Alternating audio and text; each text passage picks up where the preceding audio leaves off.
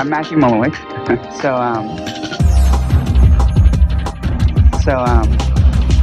Without further ado, welcome to Wordpress. San Francisco 2009. I was going to ask how many power bloggers there are, but I think there's a few power bloggers. How many people are relatively new bloggers, WordPress, your first WordCamp? Okay, very cool. Okay, well, there's a good reason why you might care what I have to say, which is I'm the head of the Webspam or anti-Webspam team at Google. So 90% of the WordPress blogs that I see look like this. They didn't even change the default template. Bastards. Oh. I'm hoping that a PG-13 R-rated talk is okay, because if Tim Ferriss can outsource his love life, it's okay if I'll show you guys a few slides here. So yeah, most of the spam that I see looks like this. WordPress is such a powerful tool that the spammers use it too, right? So I've seen a lot of really bad sites, but I've also seen a lot of really good sites. And I'm going to try to give you a few tips about things that might be helpful if you want to get crawled by Google. First off though, let me ask you, why do you blog? To be read? What do you get out of it? Tim was just talking, he says, I get access, right? I had never thought about that before. I made this list and I had to update this slide from the backstage. I was like, oh yeah, you want something out of blogging, fame, attention, money, and then Tim was like, access. I get to meet like the head of the swim team. I was like, okay, I'll add that to the list. But not everybody wants something from blogging. Some people are just doing it for fun. And if you're doing it for fun, power to you, right? I mean, I fully support your ability to post cat pictures. Huh? Anybody post it? Yeah, rock on, right? I do it, okay? This is Emmy. This is my cat, Emmy. This picture is what led me to adopt Emmy, because she's so cute. Ever since she was a kitten, she's wanted to just lie on things. She was grumpy this morning when I got up. I didn't as soon as I get dressed, she's ready to be perched like a koala bear on my shoulder. So all she wants to do is just lie on, oh, look at her. So it's okay to cat blog. In fact, we got 2 cats, and they both like to just, half this presentation was written with a cat sort of perched on me, and I'm trying to make the stuff. So if you are a cat blogger, or you like to post poems, or you just like to keep up with your family, congratulations. You're happy. You've won. Life is good. You don't need me. You don't need advice from anybody. Whatever you want to do, you're doing it. But most people want something from their blog. The #1 request that I hear is, I want to do better in Google. So if you're a cat blogger, if you just post poems, power to you. But the rest of this talk will talk a little bit about how to do better in Google. Now, the wonderful thing is, you have all made a fantastic choice. This audience looks very smart, right? I walked in, I was like, not only are they attractive, they're really, really intelligent. Because you're using WordPress, right? WordPress automatically solves a ton of SEO issues. Instead of doing it yourself, you selected WordPress. Now, this is kind of a broad statement. WordPress takes care of 80–90% of search engine optimization. When I say that, what I mean is the mechanics of search engine optimization. And by that, we talk about how crawlable a website is. You would be amazed at how many sites throw up a big old glob of Flash, right? Or block a page with robots.txt so we can't even crawl it. So by using WordPress, you've already taken the first big step. WordPress is a fantastic piece of software. But there's a few things that you can do to optimize it. So I noticed the person asked Tim, hey, what plugins do you use? So I threw this screenshot in. These are the plugins I use, and this is literally all the plugins that I use. That's how good WordPress is. You don't need to modify it that much. Akismet, already built in. Cookies for comments, shout out to Doncha in Ireland. He does an amazing job of preventing spam. Basically, it sets a cookie, and then when the spammer posts, if they don't have that cookie, you're like, yeah, dude, you're a bot. All you did was just post directly. So I hesitate to tell people about this because it's so useful that if everybody starts using it, the spammers will adapt. But you guys are cool, so cookies for comments, highly recommended. Is Mark in the, yes. Enforce, dub. Oh, So good. You don't even need to worry about it. All this thing does is it says, look at my preference. Do I prefer www.google.com or non-www.google.com, whatever your domain is? And it does a redirect so that you don't have to worry about having your domain split between example.com and www.example.com. So this sort of stuff is fantastic. FeedBurner I like to use, and WordPress Supercache is a great plugin. So the beauty of WordPress is that you don't need to do a lot of stuff. But before we talk about how you can rank higher in Google, we need to learn a little bit about how Google works. And it's not that complicated.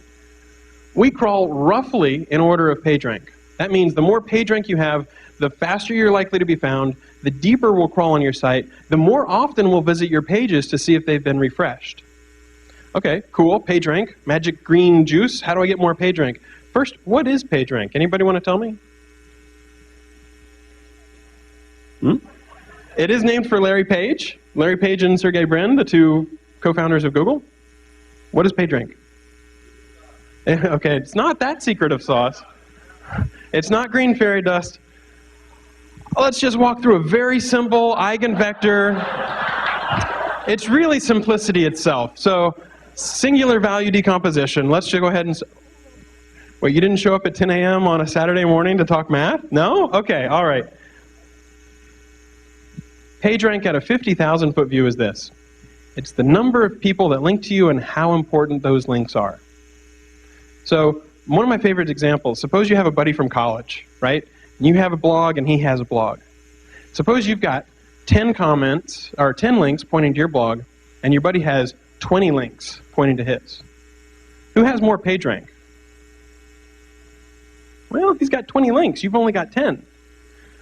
But what if your 10 links are the New York Times, the LA Times, Reader's Digest, CNN.com, and his 20 links are all his buddies from college, right?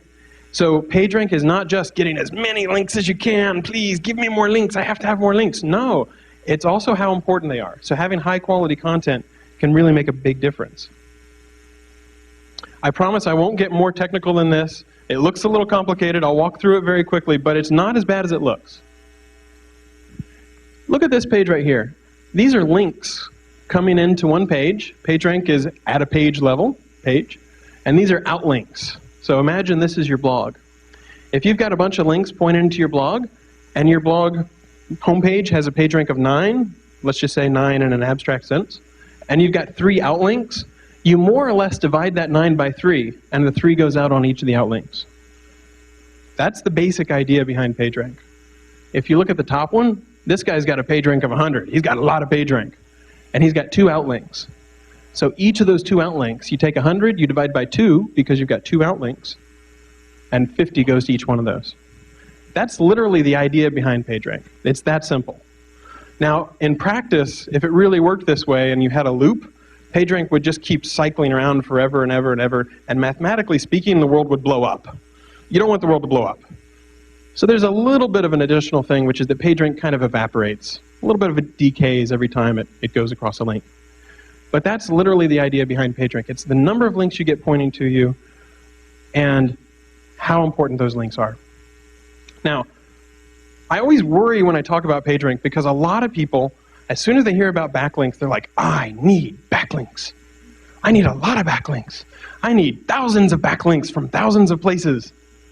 And so this is literally a phrase that I found on the web. This person suffers what I call BO. You do not want to suffer from BO. That's backlink obsession. Okay? This guy is saying, I have 297 links with a PR7, da-da-da-da. This guy's only got 59 links with a PR6, da-da-da-da. And he ranks higher, and it's not fair, and the all-in anchor query, and don't get down to this level of detail.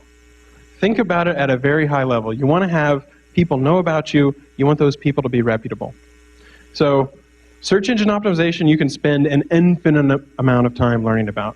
But here's the 50,000 foot view. There's a tension between relevance and being reputable. Right? So Matt Mullenweg, right? He's got a pretty reputable blog. It's pretty well known. He's got good PageRank. He beats me. I hate that. He's like the #1 Matt. I'm like the #8 Matt or something. You think, can't you tweak it so you're #1? No, we can't tweak it so we're #1. Okay, so he's the #1 Matt. He's got a ton of PageRank. Suppose you're searching for a random thing like a medical condition, attention deficit disorder. If Matt Mullenweg just mentions the phrase attention deficit disorder, and he's saying it, just in passing, like a joke, like, yeah, I organized this conference, but, I didn't spend a lot of time on it. I've got attention deficit disorder, but, it'll be cool. We'll have a good time. That's reputable. His blog is reputable, but it's not that relevant. So another way to think about relevance is what you say on your page, and reputable is what people say about you, how they link to you. So you want to be both. You want to be on topic, and you also want to be reputable. So you don't want to just return pages that barely mention something in passing. So let's talk, let's move to the middle chunk of this, which is how do I be relevant? How do I be reputable? Relevance is, again, stuff on your page, what you write, including the mechanics of how you write. Tim pretty much nailed this. If you do not love something, don't write about it. Life's too short. Google Wave launched a couple days ago, and there was like this huge thing on TechMeme. Everybody's talking about this new Google Wave thing. And there are so many articles I saw where the guy was like, will Google Wave take over the world? I don't know. Here's the press release. Right? Like literally 2 sentences, and then he copies like 4 paragraphs from the press release. No one wants to read that. It's boring. You have to have something that you care about. You have to have something, whether it's cats, whether it's Linux, whether it's open government, whether it's transparency, whether it's Google, whether it's search. You have to talk about something that you care about. If you're not doing that, you're not going to be doing as good a job. And so one of the pieces that advice that I give is try to write often. And if you write often, if you write every day, if it's something you really care about, you're going to get a lot of practice writing, and you're going to write good stuff. Okay. Keywords. Let's do a little exercise. Matt said earlier today, Matt Mullenweg, that the theme of this conference is getting to know your neighbor. So we're going to do a little exercise where you get to know your neighbor. I'm holding in my hand a little device. You might have seen them before. You stick them into computers. They store things. Maybe you put your presentation on it. You give it to a friend. She sticks it on her computer. Maybe you're proofreading a friend's paper. You take it. Maybe you put pictures on it.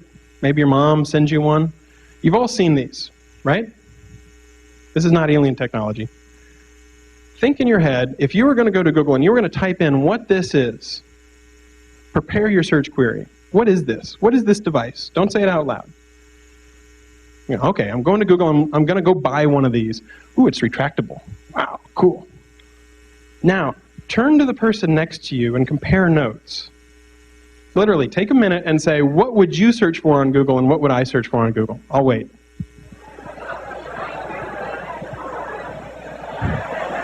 There's some people on the edge who are like, I didn't see it. I didn't see it.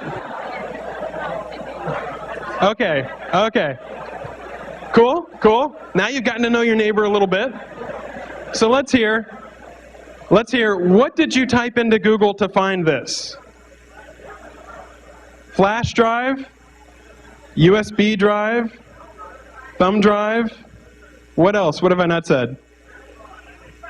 Retractable, right?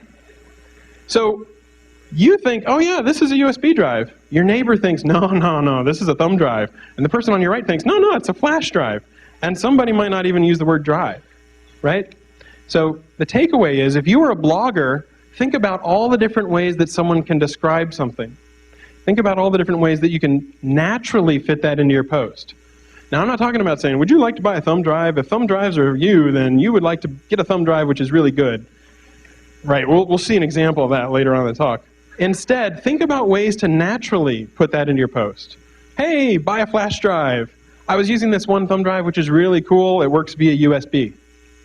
Right? I've used most of my major keywords in a couple sentences, and it still sounds natural. You don't have to stuff it. You don't have to be really unnatural. There's another thing, which is jargon mismatch. Right?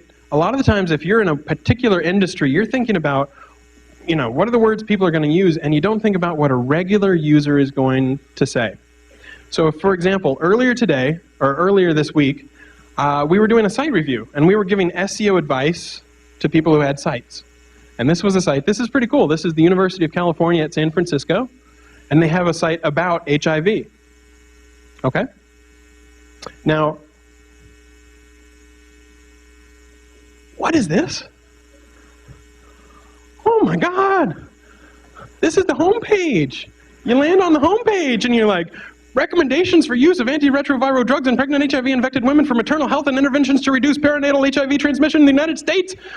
What is that? I don't even know. Okay? Is this a technically good paper? Probably. I have no idea what the hell it's about, right? It's an editor's pick. Someone has selected this paper. It's important for some reason. This one's about swine flu. Is there something I need to know about swine flu and they're not telling me? I don't know how to translate it into regular English, right? Translate it into regular English. For example, I've seen the queries that people type. This is the sort of stuff that people type, right?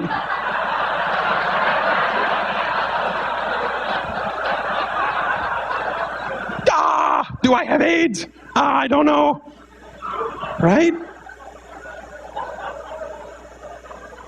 So think about that. Think about, okay, what are the things that you can do to type that will be normal? Now, the interesting thing is this site had a section called Basics.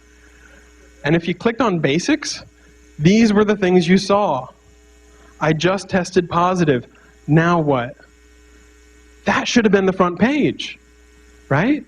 It's obvious to us, but sometimes your own site can be like that. And you're like, oh yeah, I've got great content. Yeah, this is fantastic stuff. But a regular person is like, what the hell are you typing, dude? I don't even understand this. Is it English? I think it's English.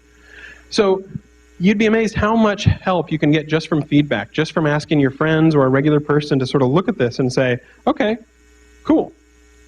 Now there's another tool that you can use. And in fact, Tim mentioned it. Thanks for stealing my thunder, dude. Cool. But it's pretty nice. It's called the Google Keyword Tool, AdWords tool. If you search on Google for keyword tool, it's #1. Not because we hard-coded it. We don't do that. It just ranks that way. A lot of people link to it. So I was doing this site review, and there was a site, iCarKits.com, and they sell iPod car conversion kits, which is pretty cool. Their main trophy phrase, if you looked in their title, was iPod car. I went to the Google Keyword Tool, I typed in iPod car, and I said, show me keywords related to iPod car. Have you guys ever heard of this iTrip thing? It's a transmitter, an FM transmitter, right? So it's more like a $30 thing. It's not the $400 thing that they sell. But their trophy phrase showed up 550,000 times a month. People search for iTrip 246,000 times a month. So here's this keyword right here where people are looking for information about iPods and cars, and you're ignoring them. I did site : iCarKits.com, iTrip. They didn't have the word on a single page on their site anywhere. If you don't have the word on your site, it's very hard for search engines to return that site. Sometimes we can. You can type in automobile and we can return if your page has the word car. We can do that a little bit. But if you don't have the word iTrip anywhere on your site, you're probably not going to rank for the query iTrip. Now, it turns out these guys actually had content about the iTrip. They have an iTrip trade-in program. So you send in your $30 iTrip and you get like 10% off on the $100 kit. So in the middle of the site review, the guy edited his page, and by the end of the site review panel, he had iTrip right there on the front page. So he's starting to get more traffic already. So think about the niches, the keywords that you're targeting, and put them on the page. Okay, I don't want to get too technical. Well, how technical do people want to get? Okay, cool. Me, I get a little bored. My eyes are glazed over, but okay. Here's one thing that I recommend. I like to do a custom structure on my URLs, %postname. You know, if your blog has p = 123, you're missing out on an opportunity, which is Google looks at a lot of different things. We look at over 200 things. PageRank is just one of them whenever we rank things. Other things we use, things in the title, things in the URL, even, you know, things that are like really highlighted, like H1 tags and stuff like that. So if your blog has p = 123, you are massively missing out on opportunity to put a few keywords, not keyword stuffing, just a few keywords in your URL. So mattcutts.com/blog/sample post. It works pretty well. If you want to throw in the date, feel free, but make sure that you put the title and the keywords that are in URL in some way. Now here's a power tip. Notice something interesting. I did a post where I completely, for a while at least, dominated the keywords, how to change your default printer in Firefox on Linux. I know, I was #1. It was awesome. That niche was mine. How did I do it? Well, I made a good descriptive title, changing the default printer on Linux in Firefox. Notice that I changed the URL as well. So in the title I've got changing, in the URL I have change, right? Because sometimes users type changing printer and sometimes they type change. Now this is not spam. I'm not throwing in a ton of irrelevant keywords. I'm not even throwing in a lot of keywords. I'm just throwing in 1 or 2 variants that people might type. No one's going to look at this post and say, oh my God, the title is a little different than the URL. Oh my God, he took out ing.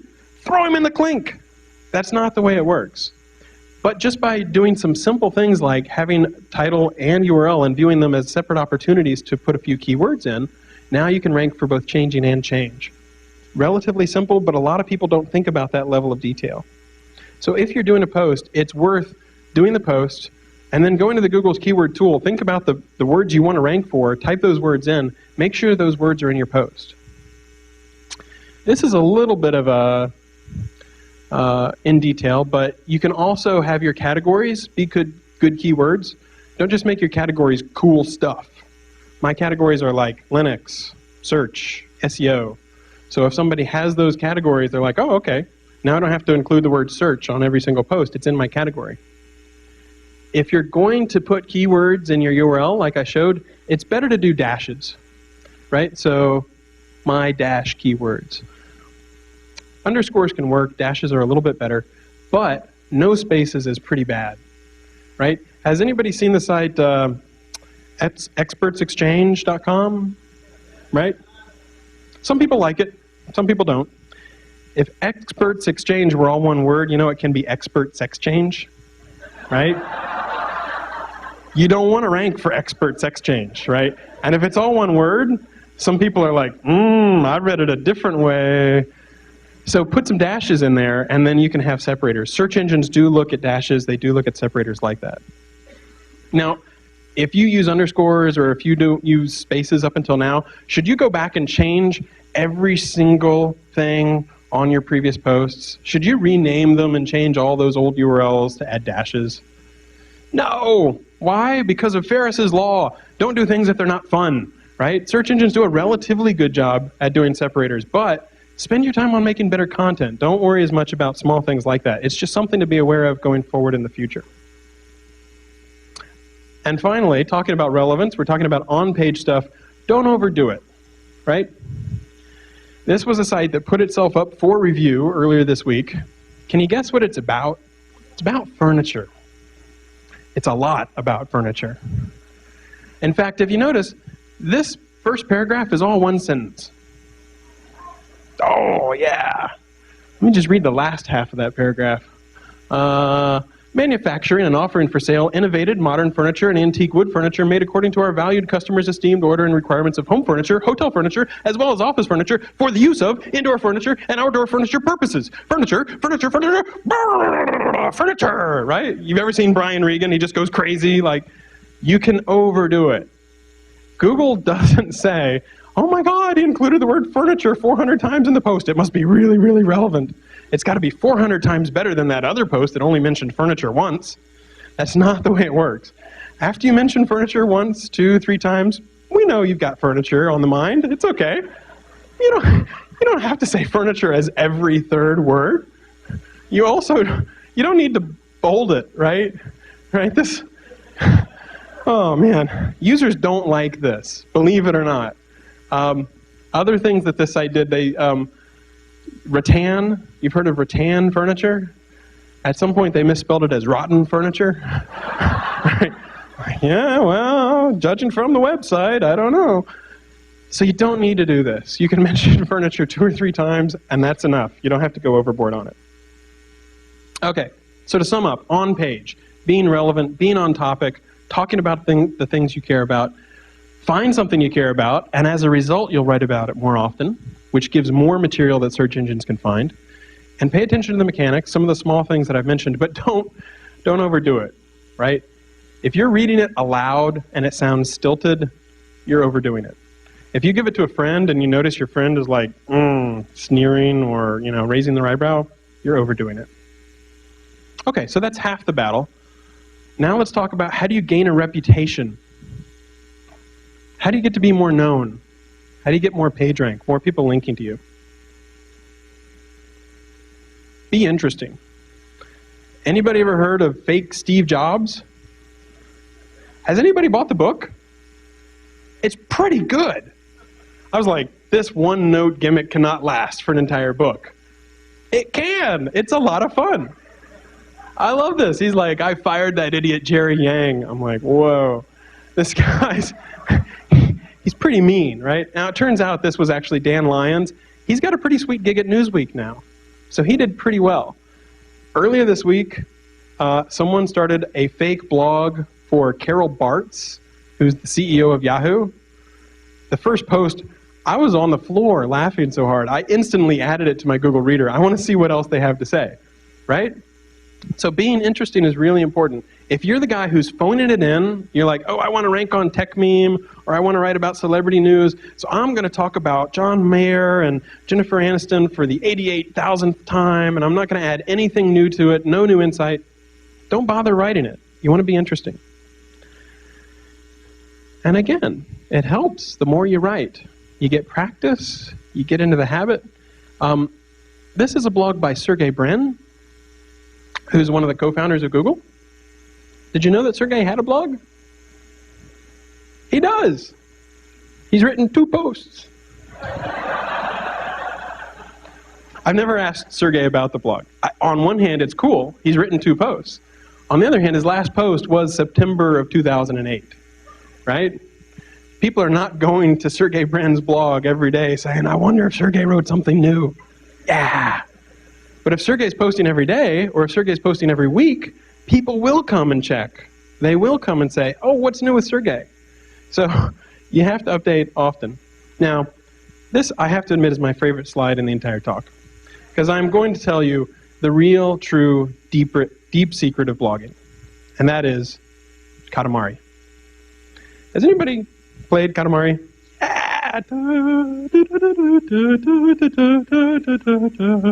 Okay, what is Katamari? It's a Japanese game where you play the prince. And the prince starts out, and he's got a little Katamari that's 5 centimeters tall. And he rolls up things. He can roll up paper clips. He can roll up stamps and coins. Eventually, he can roll up bigger stuff. He can roll up gum. He can roll up a wooden block. And when you're done, you have a Katamari hundreds of meters tall, and you can roll up islands and the earth and buildings. And you hear these people scream when you roll up the buildings. Ay-ya! It's awesome. I love Katamari. I think a lot of people play it stoned. I play it perfectly sober. I do. Straight edge. Okay. The Katamari philosophy is this. Start small. Start in a niche where you can do well. And that might be a very small niche. It might be the change the default Firefox printer on Linux niche. But then build up, build up, build up. Don't overreach. When you're the prince and you're rolling up in Katamari, you can't roll up a skyscraper the first thing. You have to get there gradually. If somebody tells you there's a shortcut where you can be the #1 gadget blogger in 3 days, and you can beat Engadget and Gizmodo, laugh in their face and send them packing. Because it doesn't work that way. But one thing you learn in Katamari is you're always reaching. You're always trying to roll up bigger and bigger things. So if you want to be the world's best gadget blogger, start out with a smaller niche. Start out with a niche like, okay, I am going to write about a particular type of phone. You know, Google Android, or Crackberry, or the Palm Pre. And then you can imagine embiggening, to quote The Simpsons, embiggening that niche, right? You're writing about more and more important things in bigger niches. And eventually, over time, people get to know you, and you're writing about important things, and people are sending you links, and they're sending you things to review, and life is good. The Katamari philosophy works very, very well. Okay. What else about gaining reputation? Oh yeah, this is the only slide where I have like cool dissolves and stuff. There are so many other ways you can get links. You can provide a useful service. There's a law professor, his name is Eric Goldman, and he's a blogger. You guys heard of the bloggers? They're law bloggers, right? Yeah, law bloggers, I like it.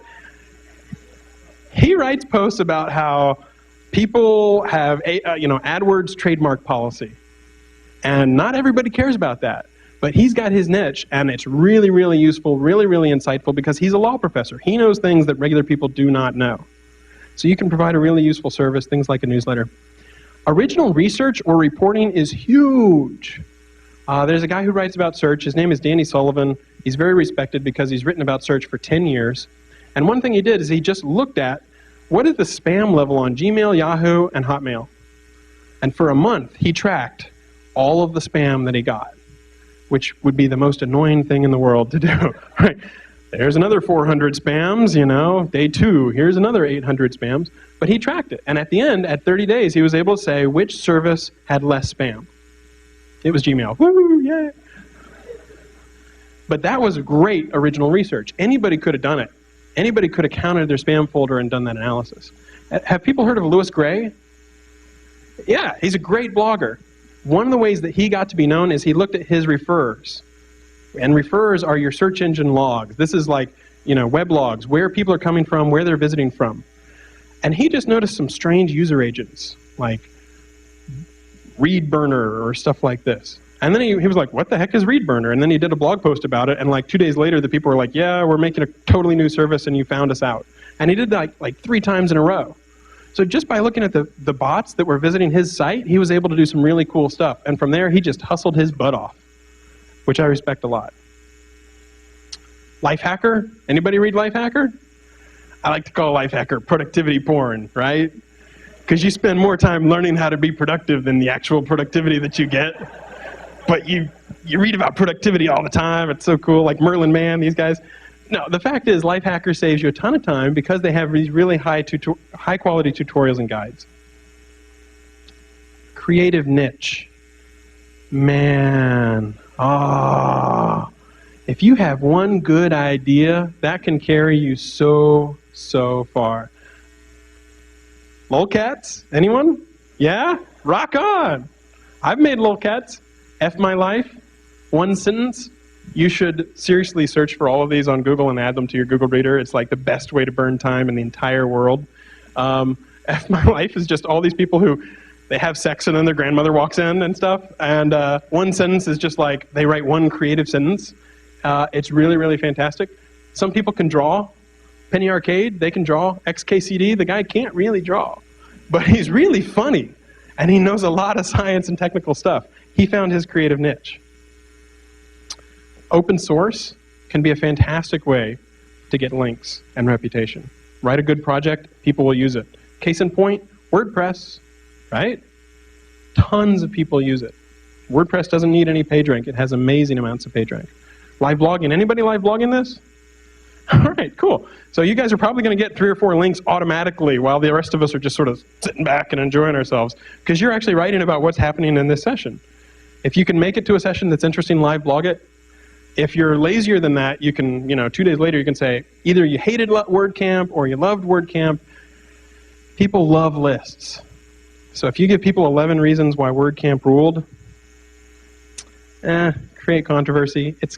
If you cry wolf too often, if you have too much negative energy, people don't like to read you as much. But it's something you can do.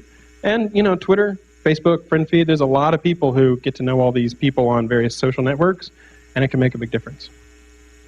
So I had the pleasure of speaking at WordCamp 2007, and one of my funnier favorite lines was, should you do a podcast? Everybody who's doing a podcast is probably downstairs listening to the other session. But the litmus test I said was, should you do a podcast or should you do a video? Well, put your picture up on Hot or Not, and if you're a 6 or higher, then you should do a video. If you're a 5 or below, you should do a podcast, right? I already said this is a very attractive audience. So you guys should all do video. No, the fact is, these days, a flip is a couple $100, right? And you can make a video in 2 minutes, and it can be any kind of creative you want. Podcasts are fantastic. I would really recommend making videos these days because it's not that much harder to make a video than it is to make a podcast. And a lot of people just really enjoy watching this sort of stuff. This one got, 15,000 views in like a day, and we literally threw it up, and this was one tweet. I was like, hey, here's a video. We haven't even posted on the blog about this. It's really easy to do video, and it can drive a lot of attention to your site. And in fact, videos tend to rank relatively well on Google. Okay, I'll whiz through this part. I do not want to sell you guys on anything. I use WordPress rather than Blogger, so I'm not going to say Google is the top, always use Google, go for Google. But there are a few tools that you should know about. I'll show screenshots of the first three. Google Website Optimizer. So you've already heard about the idea of A/B testing. If you're really that into power blogging, you might want to try different templates and see if certain ones have better return on investment, if certain ones give you more conversion. And there's something that lets you do A/B testing. You can get a free site search. And here's a tip that very few people know that use AdSense. You can use these two tags to mark out the meat of your blog post. And then AdSense will target the meat of your blog post. And it won't target all the frilly stuff, the boilerplate, the archives, all that kind of stuff. So if you use AdSense, I highly recommend that you add these tags around your post because your ads will get more targeted, people will click on them more, and you'll probably make more money. Okay, so let me show you a few quick screenshots. I did a post on my blog that a lot of people ended up reading called Free Links, How to Get Free Links, which everybody, would like free links. The trick was we have something at google.com/webmasters that will show you the 404s on your site and who linked to them. So for example, the link in purple, IE7/promo page with a parenthesis, you see right here? Jeremy Zawadny, who was a blogger at Yahoo and now he's at Craigslist, linked to my blog, and the link was broken. Jeremy's got a lot of page rank. It might be worth dropping Jeremy an email and saying, hey, you want to take that parenthesis off? And now you've got a free link from Jeremy Zawadny because he'd already linked to you. He just linked to a 404. So this is a completely free service. You can use it and find out about all kinds of people who are linking to sites or pages on your site that don't really exist. One more quick thing about google.com/webmasters. We'll give you all kinds of crawl stats. So for example, this is how much time Google spent downloading pages on your site. You can see it took a huge drop down. That's because I changed my theme, and it does better CSS handling. So you can see the amount of changes, the amount of pages being downloaded. All this stuff is free. It can be pretty handy and help you diagnose issues. And Google also lets you set whether you want to have www.mattcutts.com or mattcutts.com, which is kind of handy. Here's a quick tip. Anybody use Google Analytics? Oh, I love you guys. Okay. Here's something you might not know about Google Analytics. You can click in settings and top landing pages, and this will tell you which blog posts get the most visitors. This one about hacking your iPhone, anybody want to guess when I wrote that? 2007. I wrote this blog post in 2007, and it's the number 6 page on my site. What does that tell me? Maybe I should go back and update that post because everything in it is probably wrong.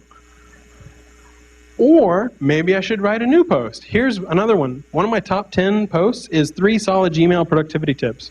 It was a total throwaway. I was like, oh, people don't know this, so I'll throw it up. They love it. Maybe I should write 5 more Gmail productivity tips. Right? So when you're sitting at a blank screen and you're thinking, I really should blog something today. I haven't blogged in 2 weeks. You can get some good ideas about what to blog just from looking at where people are already going on your page. What about bounces? Yes.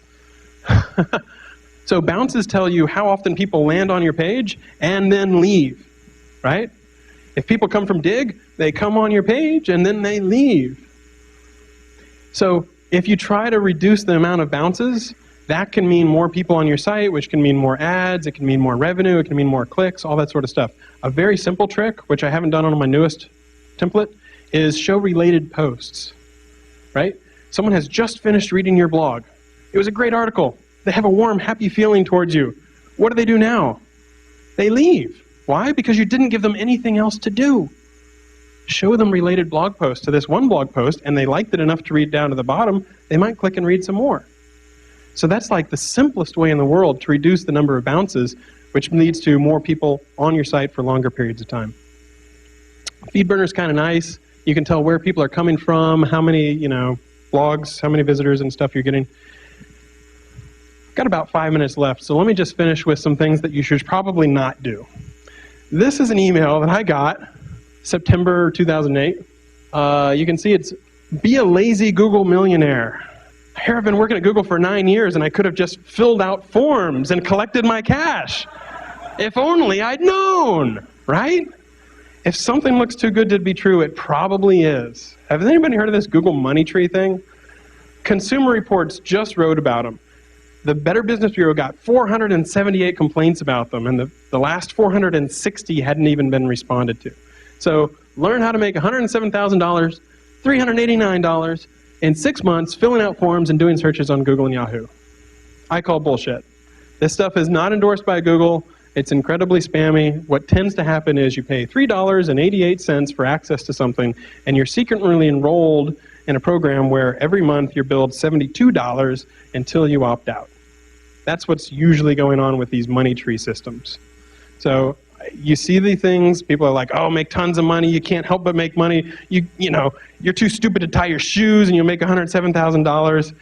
People still fall for it, just because it has Google in it or it has Google on a potted plant. Oh, well, it's got to be from Google. No, it's not from Google. Don't do this sort of stuff.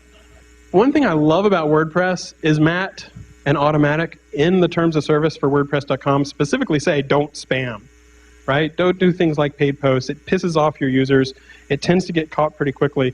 And right there in the terms of service, don't do things, third-party sites that would boost the search engine rankings, that sort of stuff. Enough said. The one plea that I would make, the one ask that I would have is please keep your WordPress updated. And we've just barely got enough time to show an example of that. The American Nazi Party. Is anyone in here pro-Nazi? Any big fans of the Nazis in here? I didn't think so. I tend not to be a big Nazi fan myself. So I thought it was really funny. This is hilarious, by the way. Evidently for Nazis, putting a bunch of 8s in your comments is like way cool. You're like, oh, you're a much better Nazi than me. You have 8s in your comments, right? But I thought it was hilarious because if you go down to the bottom of the Nazi Party archive, oh no, Meridia, Hoodia, Cheap Cialis, Fremont, Cialis for women. I didn't even know they had Cialis for women. Oh man. And so you have this dilemma. Who do you hate more, the Nazis or the hackers who have hacked the Nazis' website? I don't know. It's an issue. But, it happens, and the best thing you can do to try to avoid it is make sure that you have done good security yourself. So in particular, there's this really cool site called Save the Internet, and they fight for net neutrality and all this sort of stuff. But earlier this week, if you went to blog/wp-content/upload/authors/Plettle, you can buy Viagra from this Canadian pharmacy. And it's got to be trustworthy. It's the #1 internet drugstore. Urgh. It's very simple. WordPress has gotten much, much better about security. There's automatic updates. All you have to do is take advantage of them. And if you're a superpower user and everything you've heard up until now has been completely boring, you're like, oh, ha, ha, ha, I know that. Here's one power tip. Add an htaccess to your WP admin. What this says is, and these are fake IP addresses. Last time people were like, dude, you included your home IP address. I'm like, my address is not 123.45.67.89. It's okay, I'm not revealing my home address. But what this says is only these 2 IP addresses are allowed to reach your WP admin. So when the hackers come in and they're trying to use some brand new zero-day exploit, they can't get to your blog to hack it. If you search for like protect WP admin or htaccess, and I'll put this up on my blog as well, so you don't have to like frantically write it down. It's a fantastic thing to just say, yeah, you know what, only I can get to my blog. So let me close out by just saying huge thanks to Automatic and WordPress. I was looking back at my talk from 2007, and I had like 6 things on my wish list, and like 3 of them are already done, without me even asking for it. Automatic updates for security, better protection for WP content directory, and rel equals canonical. I haven't even talked about rel equals canonical because you really don't need to know about it. It's a standard that lets you say, given two web pages, here's the web page that should be the preferred one in Google. And the folks at Automatic have basically built this in. It's already live on WordPress.com. As I understand, in the core of 2.8, it's coming as well. So you don't have to know anything about it. All you need to know is that you'll do better in search engines because you won't be dividing your page rank between multiple pages. So the Automatic folks and WordPress folks have been fantastic about being receptive. That's it. I'll be around throughout the rest of the day. If anybody has questions, thank you.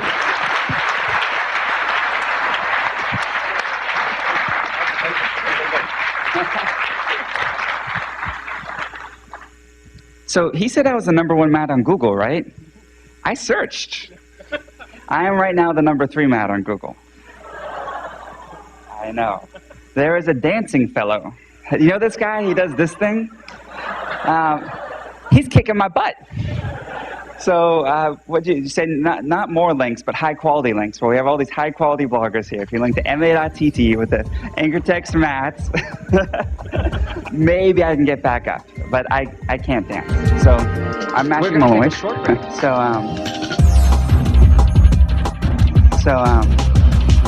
without further ado, welcome to WordCamp. San Francisco 2009.